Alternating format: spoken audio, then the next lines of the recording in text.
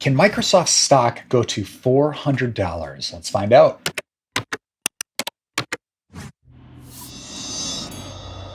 So before I dive into the 4Ms, I'd like to give you a brief company history. So in 1972, Bill Gates and Paul Allen created a product called Trafo Data, which analyzed automobile traffic. Bill Gates was just 17 and Paul Allen was just 18. Gates went on to Harvard but dropped out after 3 semesters. And then Allen went to Washington State University but dropped out after 2 years. Then fast forward to 1975, Popular Electronics magazine came out with a computer called the MITS Altair 8800. And what Gates and Allen decided to do was incorporate BASIC, which is a programming language, with this Altair. They then did a demo to MITS, and that demo really impressed the company, and that's when Microsoft was officially founded. So they entered into a strategic partnership. MITS actually paid them $3,000 up front, and then get this $30 per copy of 4K BASIC and $35 per copy of 8K BASIC. Those were the 2 main products. And that first year at Microsoft, their revenue was around $1 million, which in today's dollars is $5.6 million. So that's a pretty good startup. Then we're moving on to 1980. They created MS-DOS. Then in 1985, they created the first version of Microsoft Windows. Then in 1986, they went public and raised $61 million. So just a quick reminder, a lot of companies, when they go public, one reason why they go public is it's another way to raise money from retail investors like you and I, as well as large institutions. So that year in 86, they were considered the best IPO of the year. Then we move on to 1987. They completed their first of 9 stock splits. Their most recent was 2003, so 20 years ago. Then in 1990, they released their first version of Microsoft Office Suite. So that's the whole suite of products like Word, Excel, Outlook, PowerPoint. This goes on, all kind of bundled together. Then we lead up to 1995. This was a big year for Microsoft. This is when they released Windows 95. And as you can see here, hey, when you become a billionaire, you can dance however you want.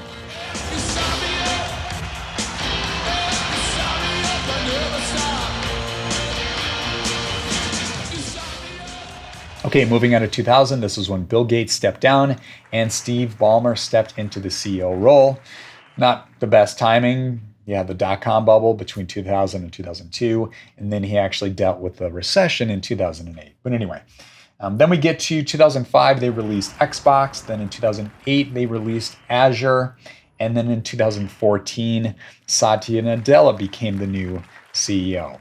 So I'll stop there. There's a few acquisitions I'll cover in a little bit, but let's dive into the 4Ms. We'll start with that first M. That's that math part of investing, the margin of safety. Okay, jumping into Tykr, we can see Microsoft is a watch. Their score is looking pretty good at 78 out of 100, but the margin of safety is 0%. So that doesn't show a lot of upside potential with the financials, the business. Of course, we look at more than just the math. We do look at that meaning, moat, and management. That's why it's so important to use the 4Ms. So let's drill into the why behind that margin of safety. If we jump to the financials tab, we currently have this set to years, and the revenue looks great year over year. Net income and EPS are very similar. EPS is just net income divided by outstanding shares, and that's increasing nicely year over year. But Tykr looks at quarters, and we try to look at 5 years, but we actually look at the quarters over 5 years. And in this case, if you flip to quarters, check this out. We can see that it's relatively flat over the last few years on profitability. So that's why that margin of safety is 0%. It's not too alarming, but it's something we want to pay attention to. But let's jump over to the earnings calendar. This is how share prices really, or why they move up and down the most. It's those earnings reports. You have the estimate, and then you have the reported. And large institutions, which really move share prices the most, they want to see the reports beating those estimates. So in this case, you can see the most recent in April, they beat the estimate by 9%. That's great. Prior to that, it was 1%, then 2%. They did have a miss. This was in July of 2022. That was a miss of 2%. But then prior to that, continually beating expectations or estimates. So that's a great sign there. So if you do ever see a margin of safety that's 0%, It's, of course, it's related to that EPS growth, but it's still a good sign if a stock is beating those estimates. And in this case, Microsoft is. All right, another tab you can check out would be analyst ratings. This is not a key driver I like to look at. I always go to the Tykr rating page, but it's kind of cool to see what other analysts are saying out there. And you can see a lot of green. A lot of people expect the share price to go a lot higher. Okay, with that first M, we can give that a pass. Financials are looking good. Now let's jump over to the meaning. I want to spend a little more time here. The reason is Microsoft, in my opinion, has one of the strongest business models in the market. They have such a strong balance between B2B and B2C revenue, and it's a lot of revenue that's SaaS-based, software as a service, so you're not selling like a physical thing, any kind of hardware. Software is very high profit margin, so let's dive in. So Microsoft's business model can really be broken down into 3 different channels. You have productivity and business processes, which is 32% of revenue.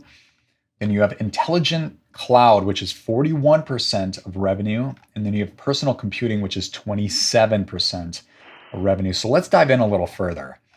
With productivity and business processes, the big one is Microsoft 365, which is both a B2B and B2C SaaS. So you and I as consumers, we can go out there, we can go to Microsoft, and we can just subscribe to Office 365, which gives us Excel, Word, PowerPoint, Outlook. But where they really make their money is from big business contracts. So think of the companies you work at. And I've worked for quite a few large companies, one being GE. Last time I Googled, they have like over 170,000 employees, and every single employee has a license to Microsoft Office. And what happens in this case is a company like GE goes to Microsoft and they're paying a huge fee per year for all those licenses. And that's when those numbers get really big. They can be hundreds of thousands of dollars and up to millions of dollars per year for just one business customer. In this case, with GE, knowing they have 170,000 customers, they're paying a pretty penny to Microsoft. Another thing to keep in mind is when a company wants to cut costs, they're never going to raise the question, you know what, we should cut our Microsoft Office expenses. That will never happen because this is how businesses run. Everybody's communicating and using their tools to really do business.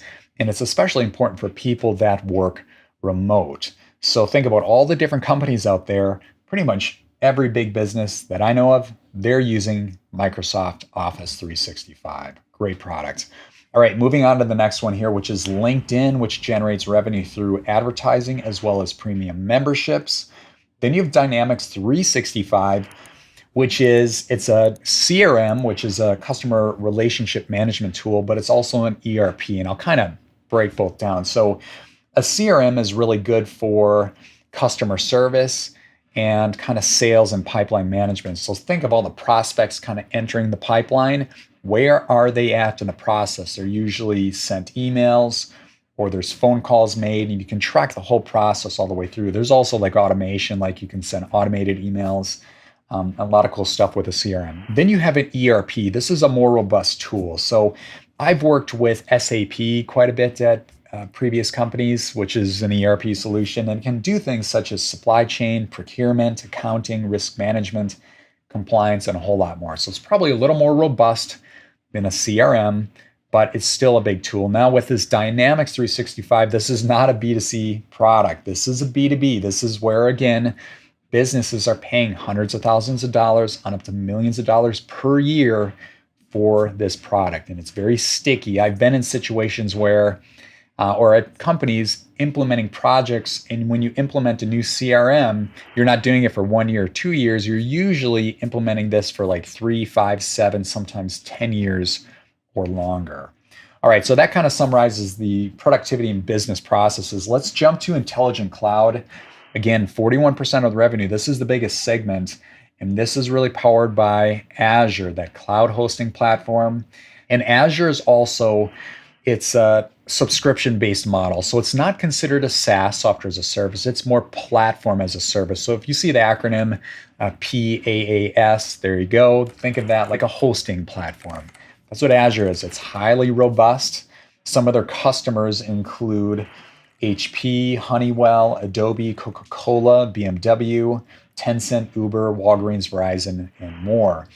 And what I also like about Azure is there's an enterprise support and consulting team that really goes with it. And I talked about this with that Palantir video. It's important when you have an enterprise SaaS product or platform as a service product, it's good to have a team of people that goes with it because you want to be able to help the customer on their journey. You want to be able to answer questions, really customize the tool to their needs, and you want to get ahead of it. If they're having frustration, you can raise questions such as, hey, how can we do a better job of helping you? Or how can we keep your business?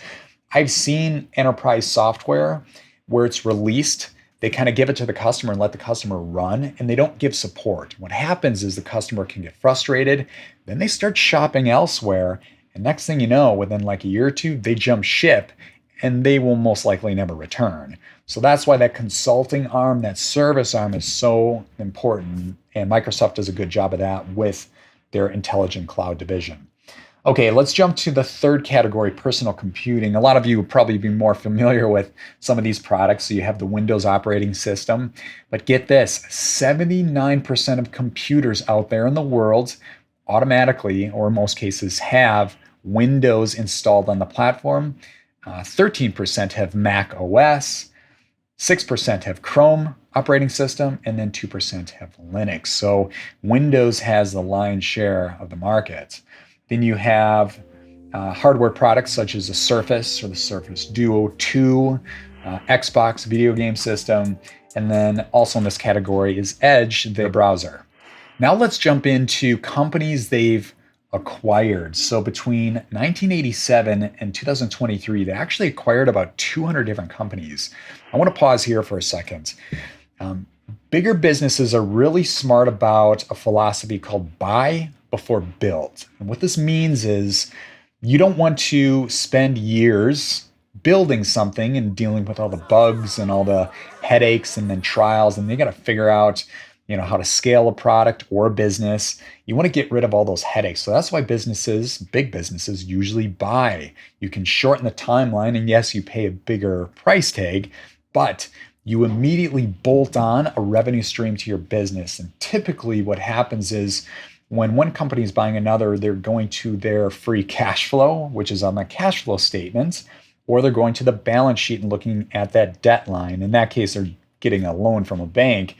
But again, you can really shorten the go-to-market timeline and immediately add a revenue stream to the business. So of the 200, I kind of put in here some of my favorites. I'm not going to give you them all, but those include Activision Blizzard. That was a big one. Then you have Ally.io, which is a productivity software. Then you have Risk IQ, which is cybersecurity. Then you have CyberX, which is another cybersecurity platform. Then you have Affirmed Networks, which is 5G networking. And you also have GitHub, which is really popular for you software engineers. Anybody that works in IT, you're probably familiar with that. And then, of course, LinkedIn is a big one as well. So that really summarizes the business model. This is probably my favorite part of Microsoft. Again, it's one of the most impressive business models on the market, all the different revenue streams it has and the businesses within. So we're going to go ahead and check that box on the meaning. Now let's jump into the moat and see how Microsoft compares to the competition. So there's not really a direct competitor that matches up to all the revenue streams with Microsoft, but we can kind of take different divisions of the company and find the top competitors there. So what I did is I started with a competitor to Azure. The top of the market would be Amazon. They have AWS. And as you can see here, their summary is overpriced, scores 39 out of 100, and margin of safety of 0%. So Microsoft beats Amazon in this case. And I've talked about this, I think, in that Netflix video. I plan on doing an Amazon review here in the near future. Just because that score is so low doesn't mean we should give up on Amazon. But again, that's a topic for another day. Then we'll jump to Alibaba. They also have a cloud computing hosting platform competitive to Azure and AWS. In this case, their watch scores 50 out of 100 and margin of safety of 0%. So Microsoft wins as well. And then we go to Alphabet. So Google, Alphabet, they have a lot of revenue streams. So those of you who do invest in that business, I'm an investor in Google. It's a solid company all around, a lot of revenue streams. They also have a cloud computing platform. Google is a watch. Their score is 44 out of 100 and margin of safety of 61%. So the margin of safety beats Microsoft, but I would still say Microsoft is the stronger play in this case. We'll get to why. It kind of relates to ChatGPT here in a little bit. Let's keep going. Then we get to Apple. Now, Apple's competitive products would be the hardware products. So Apple has the MacBook Pro, a MacBook Air, you have your iPhone, you have your iPad. So with Microsoft's products, its hardware products, the Surface, we're really comparing on that business segment. And in this case, Apple is on sale, score 61 out of 100, margin safety is 75. So in this case, I'd say Apple does beat Microsoft, but it's just one revenue stream of the business. Let's keep going here. There's one more I put in here, and I added EA, Electronic Arts, which they're really known for a lot of sports games. Right away, I go back to when I was a kid growing up playing Nintendo. They have Madden. They also have FIFA, all the soccer games, but they're really popular there. And then at Microsoft, you have Activision Blizzard. Right away, I think of there's Call of Duty. I think it was going back 10 or 20 years, you had World of Warcraft and also StarCraft going back to I think around 2000, 2001. But they're two big video game publishers. Another big one in there is Take-Two Interactive, which I think is, that's Grand Theft Auto. But anyway, in this case, EA, solid business model, really good publisher. Their summary is watch, their score is 61 out of 100, and margin of safety is 0%. So I would still put Activision Blizzard just a cut above EA in this case, just a stronger score in that regard when you really look at Microsoft. So overall, when you look at Microsoft against the competition, they are the best. So we can go ahead and check that third box, the moat. All right, let's move on to the management.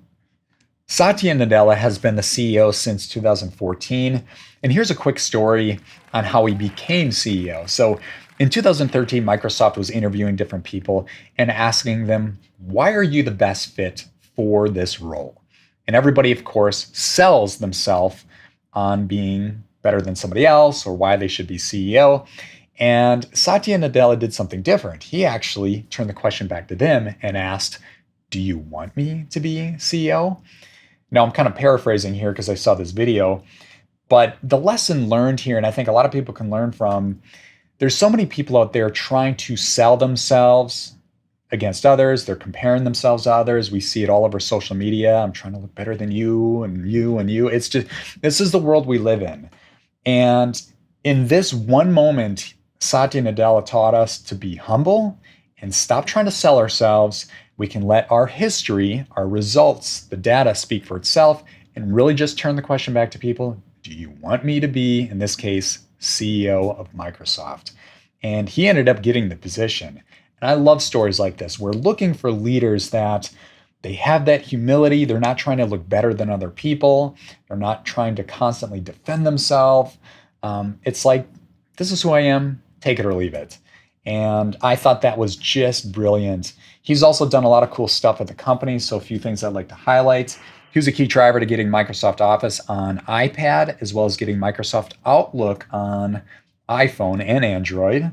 He helped introduce the Microsoft Surface, and he was a key driver to the acquisition of Activision Blizzard.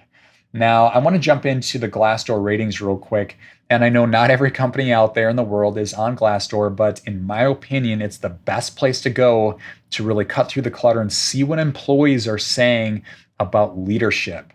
And in this case, the Glassdoor rating is a 4.3 and the CEO approval is 94%. I like to see a Glassdoor rating of 4.0 or higher and a Glassdoor CEO approval of 80% or higher. In this case, passes with flying colors. So far, all four M's check out. They're looking really good. What I'd like to do next is just go over the latest news and then give you my thoughts on where the share price is going. So the big news in 2023 is Microsoft's investment in OpenAI. OpenAI is who created ChatGPT. That investment was $13 billion. And I'm going to be talking about here a little further about the incorporation of ChatGPT. So the big reasons why Microsoft made this acquisition, I really look at two. There's a multitude of reasons, but I'm looking at Azure to really make that platform even more robust and really separate itself from the competitors out there like AWS, like Google. I've dealt with numerous other cloud hosting platforms, but Azure is really going to separate itself from the pack with ChatGPT being integrated. And then they have another product called Copilot, which I saw there's actually a link here to a 36-minute long video from Satya Nadella and his team giving a little demo of what it does. And some of the things I saw, it will create PowerPoint slides for you. It will do calculations automatically in Excel, and it will automatically compose emails in Outlook. That's a win for me because I don't know how many people out there love emails. But just on its own, that integration is outstanding. So highly impressive investment on that regard. I'd like to cap this off with one more news article from investorsplace.com. Lists 3 stocks poised for unprecedented growth in 2023. Those stocks include Apple, Nvidia, and Microsoft. Microsoft is on the list because of that revenue growth year over year and their intelligent cloud growth. That's that Azure growth really increased year over year by 16%, which is quite impressive. All right, as mentioned, all 4 M's on this stock checkout. So the question is, can this stock go to 400? So I'd like to jump back over to Tykr here. We're looking at the 5-year chart. We're going back to 2021. We can see the share price is about 340. And then it kind of dropped off because of the bear market over the last year and a half. We're now coming out of that, and you can see the share price is about 330. Can this share price go to 400? Absolutely. And I believe Microsoft can go to 400 in the next year or two, no problem. But I'd love to hear what you guys have to say. If you like this video, go ahead, hit that like button. If you want to see more like it, hit that subscribe button. And if you want to learn more about investing and see other stocks like Microsoft, go ahead and check out Tykr.com. We'll see you in the next video. Bye for now.